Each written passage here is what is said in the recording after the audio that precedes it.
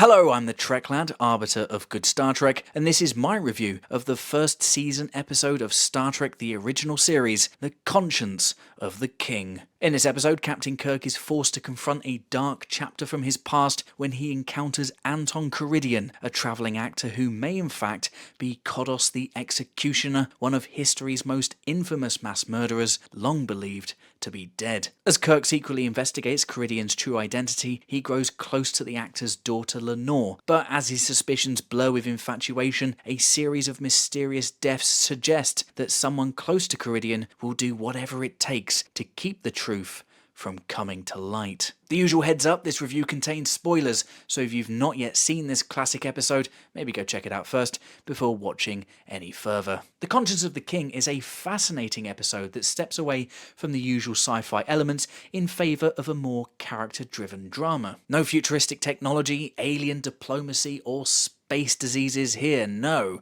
This is a straight-up mystery thriller that just so happens to be set in space, and I, for one, am a big fan. It's a radical departure from the episodes we'd gotten so far, but it's a smart and literate story that proves the show was more than capable of delivering captivating drama without leaning solely on its sci-fi premise. At the heart of this more character-driven story is Kirk, who gets a shocking backstory in this episode. We learn that as a child he was a survivor of the Tarsus 4 massacre, a dark moment in future history where half the colony's population were executed by Governor Kodos in a desperate attempt to conserve resources. This revelation not only adds a layer of tragedy to Kirk's past, but also gives us a deeper appreciation of his character, particularly in how it further defines his morality and sense of justice. Kirk's horrifying childhood experience resurfaces with dramatic results as the captain finds himself face to face with the man he believes responsible. Rarely have we seen Kirk as troubled as he is here, his usual self-assurance and discipline giving way to doubt and obsession. William Shatner delivers another solid performance, balancing Kirk's strength and effortless charms with moments of vulnerability as he struggles to balance duty with his deeply personal need for justice and closure. Is he hunting a criminal, or is he merely chasing a ghost? This ambiguity is just one of the things that makes this episode so compelling. The subject of Kirk's obsession is Anton Karidian, aka Kodos the Executioner, or at least that's what Kirk suspects. For my money, Karidian is one of the series' most complex and intriguing villains. Played with fitting Shakespearean-ness, there's probably a word for that, by Arnold Moss, Karidian is frustratingly elusive and ambiguous, never directly confessing to his alleged crimes, but also not really denying them either. From a psychological perspective, Karidian is a fascinating character, a man who, despite his attempts to throw Kirk off the trail of the truth, is clearly burdened by his past and just generally tired, having spent years building a new persona to hide behind. We never really know if Karidian truly regrets his past actions, but his final moments give us a strong sense that that might be the case. But Karidian isn't the only multidimensional character on show here. His daughter Lenor, played by Barbara Anderson, adds another layer to the drama. From her introduction, it's easy to assume that she's simply here to be the show's standard love interest. Beautiful,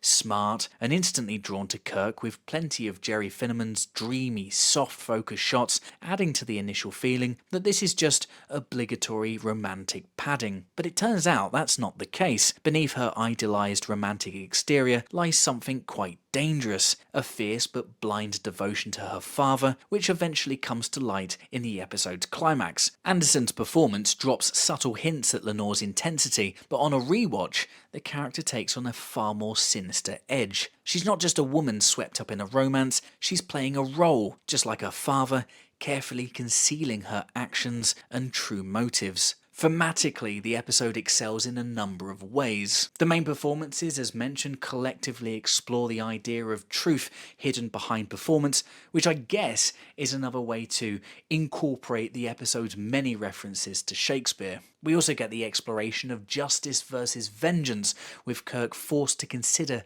the implications of his actions. What if he really is going after the wrong man? Another idea explored, although it does feel like a bit of an afterthought is technology, specifically its limitations, Kirk's judgment versus a computer in verifying Caridian's true identity, as well as the fear that technology is taking away something from humanity, a growing dependency that is changing us into something unrecognizable. Like I said, it's only touched upon briefly, but these ideas would crop up again many times on the show, a reflection of the writer's own fears of a rapidly changing world, which resonates just as much today as it clearly did back then. Now, as much as I like this episode, it's not without its flaws. One of the most obvious issues here is Spock, who doesn't appear to be acting like himself. Leonard Nimoy's performance is unusually brusque, with Spock coming across as impatient and uncharacteristically rude. It's a noticeable issue, an inconsistency that stands out from Spock's usual calm and logical presentation. I don't know, maybe he was just having an off day. As much as I like aspects of the episode's final moments, Lenor's descent into madness feels far too sudden. There is a great shot during this sequence, another Finneman classic, an extreme close-up of her eyes, wide, resplendent with stars, and completely insane. It's another fun Shakespearean reference, although fun might not be the right word, and Anderson's performance is strong, but the script doesn't do enough to build towards her breakdown, making it feel abrupt rather than inevitable and tragic. But easily the biggest problem I have with this episode comes in probably its smallest moment, and that's Grace Lee Whitney's unceremonious final scene. Now, she does appear in the next episode, but this was her final filmed scene. I never really know where to talk about Whitney's firing, considering the episodes are shown out of production order, so I guess let's just talk about it here. If you don't know about the circumstances surrounding Whitney's exit, I'd strongly suggest reading her book, The Longest Trek, which reveals some shocking details, including an account of sexual assault at the hands of an unnamed executive working on the show. From the initial episodes, Whitney was seemingly set to play a substantial role on the show. To see her here relegated to a wordless walk-on scene where she throws a dirty look at Lenor is disappointing, to say the least. Whitney and her character